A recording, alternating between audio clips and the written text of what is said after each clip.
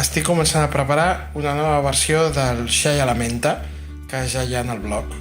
Aquí en aquesta ocasió poso bastantes més fulles de menta amb all, llimona, oli d'oliva i una mica de vi ranci. Això ho trituraré i maceraré el xai durant 3 hores. Escampem la marinada per sobre el xai, filmem la safata i la tenim 3 hores, 2 a la nevera i una a fora. Després de 3 hores retirem la marinada, la reservem i marquem molt bé el xai per les dues bandes.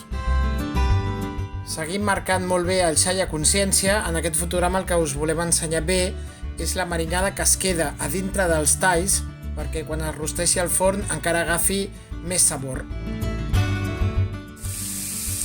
Ja estic daurant la ceba, la deixaré com a molt un parell o 3 de minuts més perquè el que volia era que s'impregnés dels sucs que havia deixat l'espaia de xai quan l'he marinat. Ara ajuntarem la ceba i la carn i cap al forn. Tenim el xai amb la ceba que estàvem fent fins ara a punt per entrar al forn. El que hem fet també és afegir una mica d'aigua a la marinada que teníem reservada per poder tenir més líquid i d'aquesta manera anar ruixant el xai durant la seva cocció, 1 hora i mitja.